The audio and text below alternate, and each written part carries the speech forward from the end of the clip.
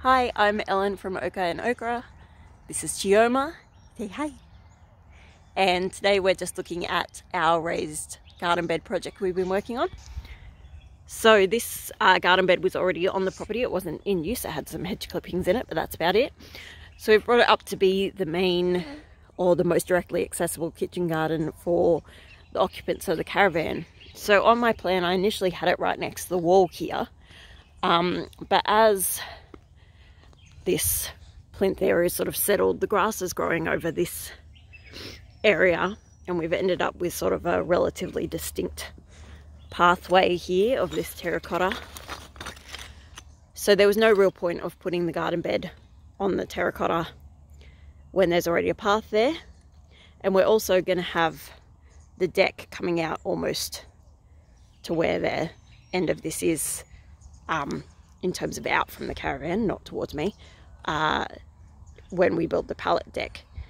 So this path will walk straight onto the deck, and I wanted a bit of a nicer shape. I thought it was a bit boring to have a plain path, and we're coming from this gate too, so having a plain path that just sort of walked straight.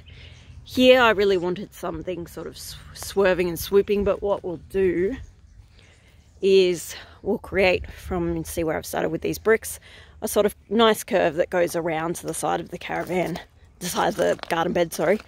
Here, it's a nice curve that comes from the fence around to the side of the garden bed. You can see that the terracotta, crushed terracotta tiles sort of come out like this. So we'll try and keep some of that shape to create a nice curve, just to give it a bit more interest. And that means that we can have the garden bed on the grass, and this grass, I'm going to put some top dressing on it and throw some beneficial bee meadow mix, seed mix on that to grow. Hopefully that'll take over the grass a little bit, and then areas of that could be mown because there will eventually be an eating area here. But in the meantime, that'll bring in some lovely insects and be a bit nicer than this scrawly grass. Because this is that terracotta base, we're not really going to have a nice lawn here, and we're not really into lawns anyway. So that's what we're looking at. So what we've done so far is we just put some cardboard at the bottom. I leveled it out with some of the more complete but still broken roof tiles you can see along the edge there. I'm going to put some bigger wooden things in here, some logs and sticks, and some of that mulch over there to give us a bit of a hugelkultur base to help store water, because this is a drought prone area, even though it's lovely the amount of water we're getting at the moment. And this will also have irrigation from that pipe there coming over. So it will be able to be irrigated, thanks Chi-Chi, really. But it's also within a nice distance. The tap is just here, so it can be hosed or watered by hand or by a watering can. The idea is that would have the things that the people in the caravan would use for themselves, rather than have the market and things, that they want to be within easy reach of this barbecue eating area here. Alright, so we will be finishing that off and planting it up. We are now at the beginning of August. Chi-Chi turned 8 months yesterday, and so we're at the beginning of August, so we're going to start doing our spring planting soon. Chi-Chi, can you explain what you mean, please? What was that? What did you want to say? Who's that? Oh, you're quiet now. Oh. What about the spring planting? What would you like to plant out? Oh, you think we need a herb spiral here too? Maybe not a spiral. You can do herbs. Maybe we can do some herbs around the outside of the garden bed. That looks really nice. We could also plant some herbs in our little rock wall here. What do you think? We could put some herbs along there? tuck some oregano in there. Hi, I'm Ellen from Ochre and Okra. It's Chioma, she's in the stroller today. Hey Chi. And today I just wanted to give you a look at what we've been doing with this path next to the caravan here. So yes, this used to be all made up of this crushed, or not even crushed, broken terracotta tile from the Cecil Lodge roof. And as you can imagine, that's hard to walk on. It's not steady at all. It's really hard to get a stroller on. So I got permission to use a bit of this mulch. We grabbed the tractor and got a couple of scoops and brought it over here. And we've been spreading it out to make a path along here. What we've got is an agreement with one of our local tree lopping companies. It's really great because basically rather than have to pay to dispose of the wood chip or go back to their depot to deal with it, we have an agreement. They just bring it in here, and if you're really lucky you might find a company who will do that for free for you. So yeah, a couple of times a year we get a big load of mulch, which is fantastic.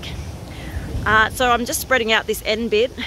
I wanted this to not just be visually a boring straight path like it is right now. So I've used some of the old broken bricks from the property to make a bit of a curve around to the fence. And I'm going to spread the path out following that curve a little bit.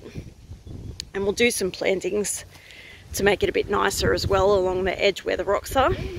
And I'm also following on with these bricks on the other side of the garden bed. So I'll straighten these up. They're from one of the piles over there. So I'll bring them over in the trolley. We'll finish those off. And I've also got a bit of a spot here. I'm going to do a bit of a curved path going to the door of the caravan. If I have any of this mulch left over, I want to pop some in the bottom of this existing garden bed. We got this from on the property. It was already here, it wasn't in use. I could make this a wicking bed, which is a really smart drought-proof solution. The thing I don't like about beds is it uses a lot of materials that I don't really want to be purchasing, especially. I might use them if I can get them secondhand, but really you need some good quality plastic or pond liner to put at the bottom. And I don't really want to be using plastic, especially virgin plastic. So my preference is to do a hugelkultur base. So basically that's putting wood. It can be wood chip like we're using here, or it can be much bigger logs. It's much better to have a variety of different sized bits of wood. And basically that does what it would do in a forest. It helps to soak up the water and store the water in the soil.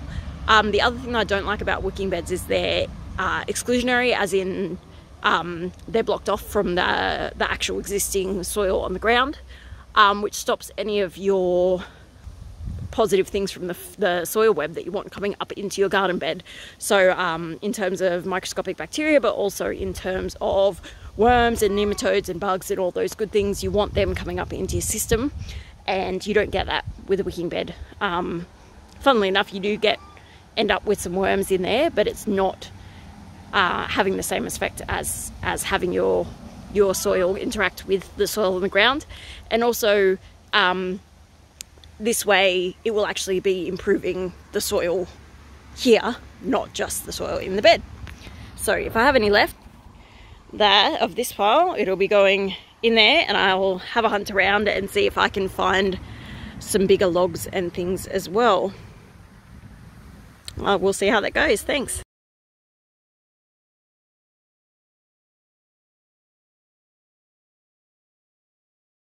Hi, I'm Ellen from Ochre and Okra.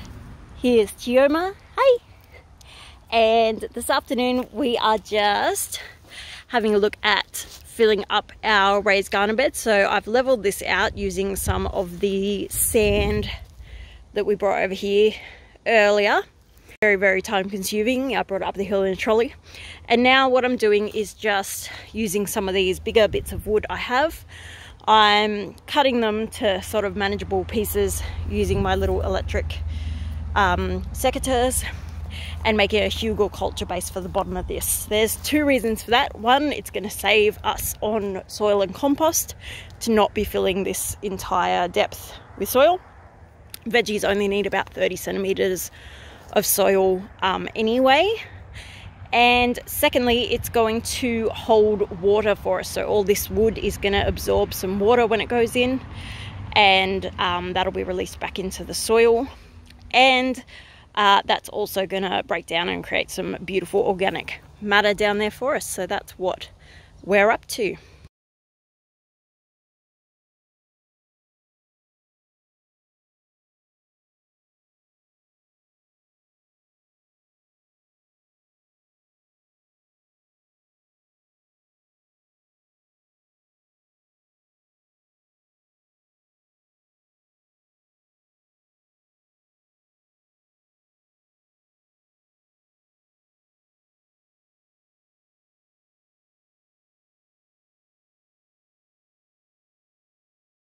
Alright, so I've filled it up to a bit less than a foot below the bottom.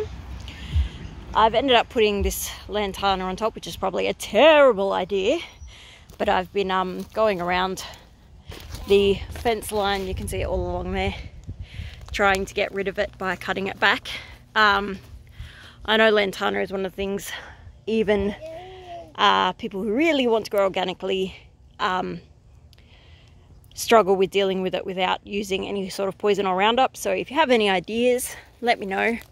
I'm hoping I've caught most of these ones before they've gone to seed, but what I'm going to do is put some pretty heavy cardboard sheeting over the top of this before we put our compost, and hopefully that'll just reduce the chance of that lantana sprouting. What I'm also going to do is I will leave this for a while before planting, so that anything that is coming out, I know it's coming from these weeds underneath. Alright, so I will get on putting the sheet mulch compost on that and filling it with compost and see how we go.